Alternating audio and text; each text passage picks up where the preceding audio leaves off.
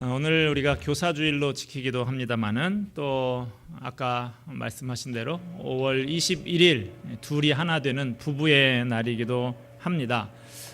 가정의 중심은 부부입니다. 가정의 행복은 부부 관계와 밀접한 연관이 있습니다. 무엇보다도 부부 사이가 좋아야 행복한 가정이 되는 것이죠. 한 가정생활 세미나에서 첫 시간에 참석자들에게 설문을 했습니다. 그중에 이런 질문이 있었어요. 당신이 만약 이 세상에 다시 태어난다면 그래도 현재의 배우자와 결혼하겠는가? 그중에 한 사람이 이렇게 답을 썼습니다. 내가 골이 비었냐? 예전에 방송국에 할아버지 할머니들이 출연해서 여러 가지 게임을 하는 프로그램이 있었는데요. 한 번은 어느 시골 노 부부가 출연해서 게임을 했습니다. 할머니 바로 위로 글자 판을 띄워놓고 할아버지가 그걸 보고 설명을 해서 할머니가 맞추는 게임이었어요.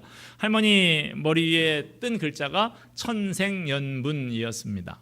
할아버지는 이렇게 설명을 했습니다. 당신과 나 사이. 그랬더니 할머니가 답을 하기를 왼수 그랬습니다. 할아버지가 두 자가 아니고 네 자야 그랬더니 할머니가 다시 답을 했습니다. 평생 왼수. 앞에 말씀드린 두 가지의 이 이야기가 일부러 익살스럽게 표현한 것 같기는 합니다만 안타깝게도 오늘날 이 땅에 수많은 부부들이 실제로 이런 삶을 살아가고 있는 것이 가슴 아픈 현실입니다. 보통 사람들은 좋은 배우자를 만나는 것을 천생연분이라고 말을 하죠. 하늘이 맺어준 귀한 인연이라는 것이죠.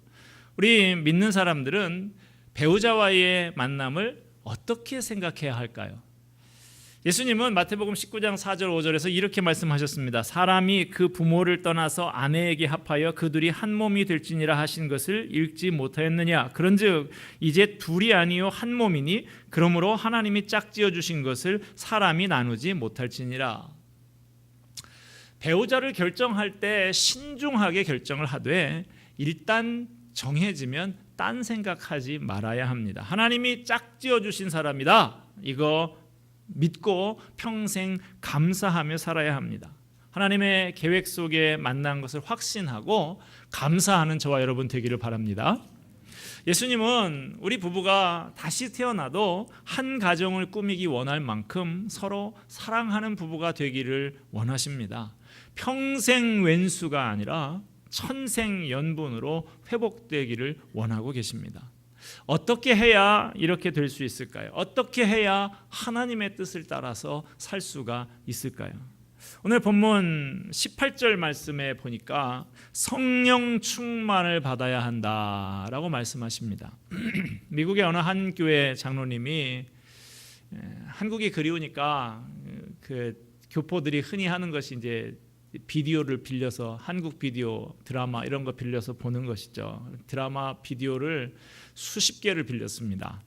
사극 드라마였는데 토요일 아침부터 보기 시작한 것이 밤새도록 봤습니다. 그런데 다음 날이 그 장로님 대표기도 순서였어요.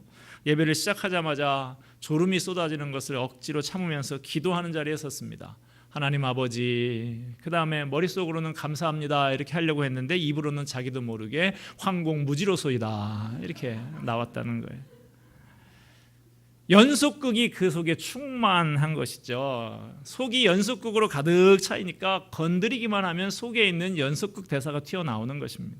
성령 충만도 마찬가지예요. 내 속에 성령께서 가득 차서 살짝 건드리기만 하면 속에 있는 성령이 튀어나오는 것, 이것이 성령 충만입니다.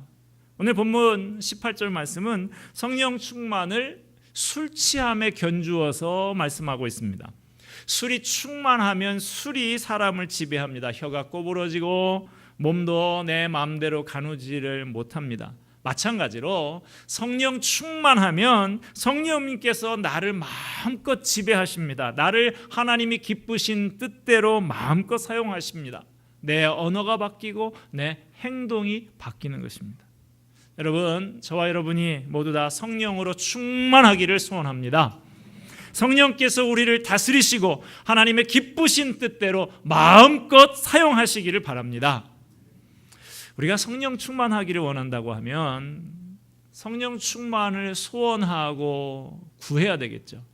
그러나 무작정 성령 충만하게 해달라고 기도하는 것만으로는 부족합니다. 성령 충만한 상태가 구체적으로 어떤 것인지를 알고 바라보며 기도해야 하는 것이죠. 학생이 전교 1등을 하고 싶어요. 그러려면 어떻게 해야 됩니까? 책상 앞에다가 전교 1등 이렇게 써붙여놓고 밤새도록 전교 1등 되고 싶다, 전교 1등 되고 싶다, 그렇게 중얼거린다고 되는 것 아니죠. 전교 1등을 하고 싶으면 먼저 전교 1등 하는 내 경쟁자는 어떻게 하고 사는지 알아야 되는 것이죠. 전교 1등 하는 아이는 수학 문제도 날마다 풀고 영어 단어도 날마다 외우고 열심히 공부를 합니다. 성령 충만도 마찬가지예요. 성령 충만하고 싶다, 성령 충만하고 싶다, 그러고만 있을 것이 아니라 성령 충만한 사람은 어떻게 사는가 하는 것을 알아야 하는 것이죠. 하나님께서는 오늘 본문 말씀을 통해서 성령 충만한 사람이 어떻게 사는지 알려주고 계십니다. 성령 충만하면 이렇다 하고 그림을 구체적으로 그려주고 계세요. 성령 충만한 사람은 어떤 사람이냐? 19절 보겠습니다. 시와 찬송과 신령한 노래들로 서로 화답하며 너희의 마음으로 주께 노래하며 찬송하며. 성령 충만한 사람은 어떤 사람이냐? 찬송하는 사람이다 라고 가르쳐줍니다. 여러분, 늘 여러분의 입술에 찬송이 끊이지 않는 사람 되시기를 바랍니다. 또 성령 충만한 사람은 어떤 사람이냐? 20절 말씀 봅시다. 범사에 우리 주 예수 그리스도의 이름으로 항상 아버지 하나님께 감사하며. 성령 충만한 사람은 항상 하나님 아버지께 감사하는 사람이다 라는 것입니다. 여러분, 항상 감사가 넘치는 사람 되시기를 바랍니다. 또 성령 충만한 사람은 어떤 사람이냐? 21절 말씀 봅시다. 그리스도를 경외함으로 피차 복종하라. 성령 충만한 사람은 그리스도를 경외함으로 피차 서로 복종하는 사람이라고 알려주고 있습니다. 찬송하는 사람, 항상 감사하는 사람, 서로 복종하는 사람이 성령 충만한 사람이니까 그런 사람들하고 말씀하고 있습니다. 성령 충만하고 싶다고 하면서 이런 모습을 사모하며 꿈꾸지 않고 밤낮 성령 충만만 외치고 있다면 아주 잘못된 것입니다. 오늘 우리가 묵상하고 있는 이 에베소서 말씀에서는 성령 충만함으로 피차 복종하는 삶에 대해서 구체적으로 세 가지의 인간관계를 예로 들어서 설명을 하고 있습니다. 오늘 본문에 나오는 부부간의 관계가 첫 번째고요. 이어서 6장을 보면 부모와 자녀 간의 관계를 말하고 있고요. 그리고 그 이어서 노사 간의 관계를 예를 들어서 설명을 하고 있습니다. 이 세 가지의 관계, 부부 간의 관계, 부모 자식의 관계, 노사 간의 관계, 우리가 이 땅에 살아가면서 경험하는 아주 중요한 관계들이죠. 이 관계에 성공하게 되면 우리의 삶은 성공적인 삶, 행복한 삶이 되는 것이죠. 그 중에서 오늘 부부의 날을 맞아서 오늘은 우리 부부의 관계를 좀 점검해 보고자 합니다.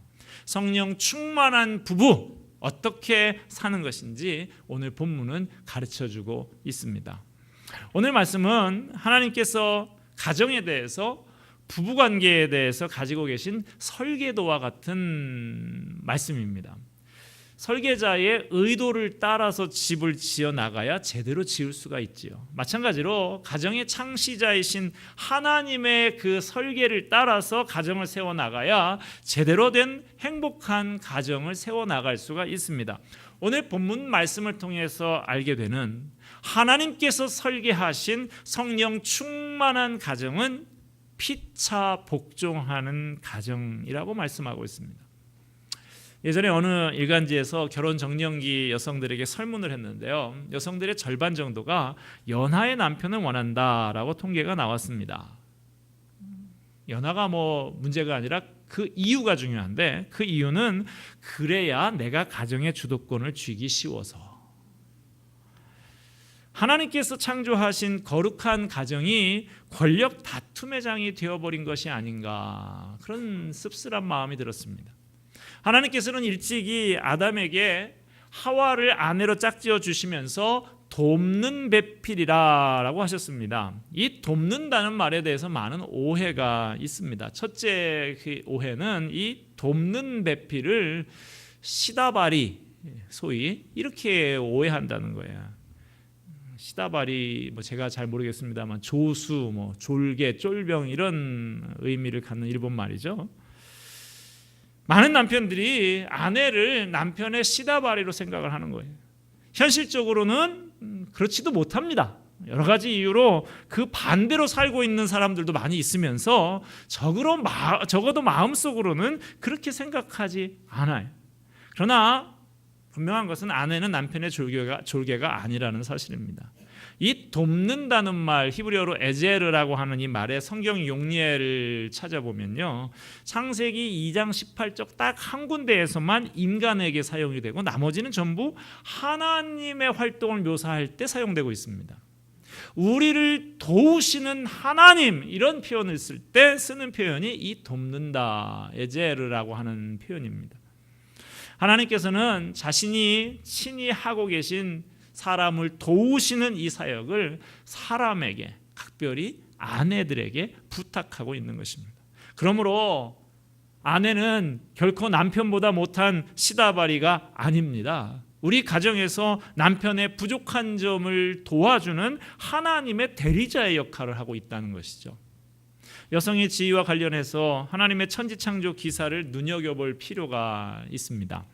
하나님께서 엿새 동안 천지 만물을 창조하셨죠. 하나님이 만물을 창조하신 순서를 대략 살펴보면 이렇습니다. 먼저 빛과 물과 그리고 하늘과 땅을 만드시고요. 그리고 식물을 그 땅 위에다 만드십니다. 그리고 그 식물 사이에다 또 동물을 만드시고 맨 마지막으로 사람을 만드시죠. 이와 같은 하나님의 창조의 순서에는 중요한 의도가 있는데, 하나님께서 먼저 땅을 창조하신 것은 그 다음에 창조하신 식물이 소중하기 때문에 그렇게 하신 것이고, 땅과 식물을 창조하시고 그 다음에 동물을 창조하신 것은 그 동물이 더 소중하기 때문에 그렇다. 동물 다음에 사람을 창조하신 것은 사람이 가장 소중하기 때문에 다른 모든 것들을 다 미리 창조하셨다. 그 순서를 그렇게 생각해 볼 수 있을 것 같아요. 이걸 보면 하나님께서 더 중요한 것을 더 나중에 창조하셨다라는 것을 알 수 있는데, 이런 관점에서 생각을 해볼 때 하나님이 창조하신 것 중에 가장 중요한 피조물은 뭐가 될까요? 사람인데, 사람 중에서는 남자일까요, 여자일까요? 네, 여자를 더 나중에 만들었다는 거예요. 이처럼 하나님께서 창조하신 순서를 살펴봐도, 여성에게 쓰이고 있는 이 돕는다라는 단어의 용례를 살펴봐도 여성은 결코 남성보다 열등한 존재가 아닙니다. 그럼에도 불구하고 지나온 인류의 역사는 여성들이 억압적인 가부장제에 의해서 학대와 착취를 당해온 역사인 것이 사실입니다. 이 점에 대해서 남성들이 뼈아픈 반성과 회개를 해야 하는 것이죠. 남성들이 여성들한테 이렇게 하니까 여성들도 기회만 생기면 권력 투쟁을 통해서 상황을 역전시키려고 합니다. 이런 권력 투쟁, 주도권 다툼이 가정 안에서도 남편과 아내 사이에 그대로 재현이 되고 있습니다. 여자는 사흘에 한 번씩 어떻게 해야 된다는 둥, 남자는 매일같이 볶아야 맛이 난다는 둥 하는 이런 우스갯소리들이 가만히 생각해 보면 부부 사이의 권력 다툼, 주도권 다툼을 암시하는 씁쓸한 내용들이죠. 그러나 하나님께서 설계하신 가정의 모습은 권력 투쟁이나 주도권 다툼의 장이 아닙니다. 하나님의 사랑으로 서로를 돕는 배필이 되는 것이죠. 예수님께서 섬기기 위해서 이 땅에 오셨다고 하신 것처럼 우리도 가정에서부터 서로 돕고 섬기는 관계가 되어야 하는 것입니다. 여기에 행복한 가정의 비밀이 있습니다.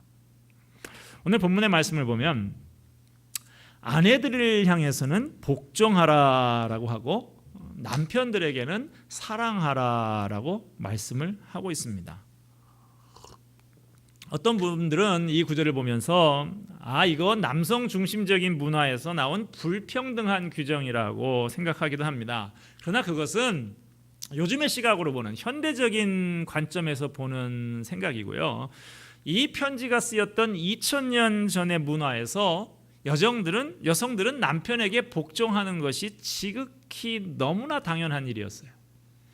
당시의 여성들에게 남편에게 복종하십시오 그런다고 해서 그 말에 거부감을 느낄 여성은 아무도 없었을 것입니다. 남편에게 복종하십시오 이런 말을 할 필요도 사실은 없는 문화였습니다. 당시의 여성들은 재산을 소유할 그런 권한이 없었고요, 상속을 받을 수도 없었습니다. 그래서 남편이나 아들이 없으면 거지처럼 살아야 하는 것이 당시 여성들의 삶이었습니다. 그러므로 남편에게 복종할 수밖에 없어요. 그것이 당시 여성들이었어요. 이런 현실에서 성경 말씀은 일방적인 복종이 아닌 서로 복종을 이야기하고 있습니다. 그리스도를 경외함으로 피차 복종하라. 아내도 남편에게 복종하고 남편도 아내에게 복종하라. 피차라고 하는 말, 서로라는 말이죠. 그러니까 아내들만 남편에게 복종하는 것이 아니라 남편들도 아내에게 복종하라는 것입니다. 남편에게 말한 사랑하라는 말도 마찬가지예요.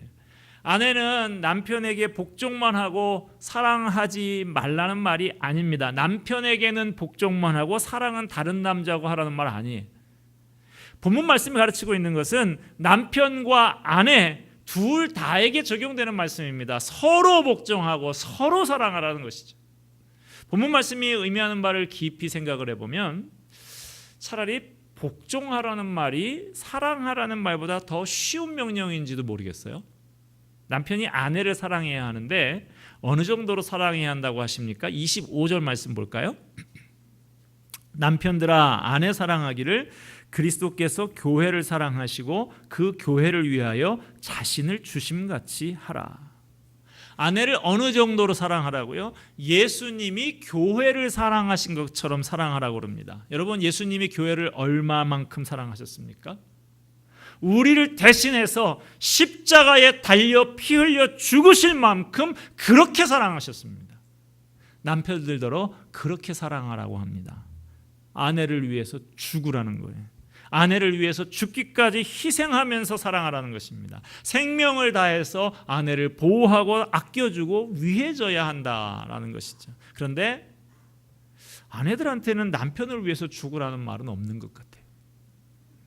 본문 말씀은 남편을 머리라고 하시는데 여기에서 머리라고 하는 것은 어떤 특권이나 높음에 대해서 이야기하는 그런 강조점에 있는 것이 아니고 이 머리로서 갖는 책임, 거기에 방점이 찍혀 있습니다. 아마 에베소 지역에 살던 남편들 중에서 교회에 왔는데 이 바울 사도의 이 편지, 이 설교를 듣고 심장마비를 일으킨 사람이 많이 있을지도 몰라요. 그 시절에 여성은 영혼이 없는 존재라고 생각을 했습니다. 여성은 법정에서 증언도 채택이 되지 않습니다. 한 남자가 여러 여자를 아내로 데리고 살아도 전혀 문제가 되지 않던 시대였습니다. 아내가 음식만 한번 잘못해도 내쳐버릴 수 있는 그런 시대였습니다. 이런 사회에서 남편들에게 그런 아내를 위해서 목숨을 버리는 사랑을 하라, 엄청나게 혁명적인 명령인 것이죠. 그러나 그것이 우리를 향한 주님의 뜻이고 하나님의 가정 설계다, 성경은 가르쳐주고 있는 것입니다. 남편은 가정의 머리로서 책임을 다하고 자신의 목숨을 내어주는 희생으로 아내를 사랑해야 하며, 아내는 남편을 머리로 세워주면서 존경하라고 합니다. 아내는 남편을 머리로 인정하고 세워주고 머리의 역할을 할 수 있도록 도와주라는 거예요. 가장 불행한 남편은 어떤 사람이냐? 못생긴 아내와 사는 남편 아닙니다. 돈 못 버는 아내와 사는 남편 아닙니다. 남편을 머리로 인정하지 않고 무시하는 아내와 사는 사람이 가장 불행한 남편이에요. 제가 아는 어떤 부인이 있는데요. 이분이 참 똑똑하고 품위도 있고 여러 가지 면에서 자기 관리가 철저한 분이에요. 좋은 대학도 나왔고요. 남들이 부러워할 만큼 아이들도 잘 키웠고 남편 뒷바라지도 누구 못지않게 잘하는 분이었습니다. 그런데 이게 웬일입니까? 그 남편이 다른 여자하고 바람이 났어요. 뒷조사를 좀 해보니까 참 더 자존심이 상하고 속이 상하는 것은 남편이 나보다 훨씬 예쁘고 세련된 그런 여자한테 하면 내가 그냥 손들고 항복 이렇게 할 텐데 자기보다도 여러모로 검토를 해도 훨씬 못한 여자한테 빠져서 헤매고 있다는 거예요. 여러분, 제가 그런 문제에 빠졌던 가정들을 몇 가정 이렇게 상담도 해보고 해보면, 그런데 참 공통적이에요. 이게 이 부인의 경우만 그런 게 아닙니다. 되게 비슷합니다. 자기 부인보다도 한참 수준이 떨어지는 여자한테 푹 빠져서 헤어나오지를 못하는 경우가 많아요. 물론 남자의 잘못이 훨씬 큽니다. 이 남자가 지금 복에 겨워서 정신을 못 차리는 거예요. 그 여자라는 거는 지금 사귀고 있는 그 여자가 살림을 삽니까? 애를 키웁니까? 아무 보살필 일도 없고 책임질 일도 없잖아요. 그냥 아무 부담 없이 웃고 즐기면서 남자 혼을 빼고 지갑을 빼고 하는 것이죠. 그걸 모르고 이 멍청한 사람이 망하는 길로 빠져 들어가고 있는 것입니다. 그런데요, 이런 면이 있어요. 되게 그런 남자들은 아내에게 인정을 받지 못하는 남자들인 경우가 많습니다. 자기 아내가 똑똑하고 능력 있고 살림도 잘하고 아이도 잘 키우고 아주 완벽해요. 그런데 자기에겐 그런 완벽하고 빈틈없는 아내가 힘겹고 숨이 막히는 거예요. 남편 입장에서는 자기 나름대로 열심히 힘을 다해서 살아가고 있는데 아내는 그런 자신을 잘 인정해주지 않고 계속해서 다그치는 거예요. 그런데 요즘 만나고 있는 그 여자는 늘 자기를 편안하게 대해주고 칭찬해주고 인정해주니까 그 속에 딴 마음 있는지는 모르고 거기에 쏙 빠지는 것입니다.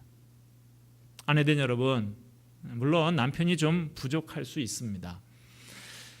아니, 남편으로서 뭐 한 게 있어야 인정을 해주고 대접을 해주지 하는 사람도 있는데요, 그렇지 않습니다.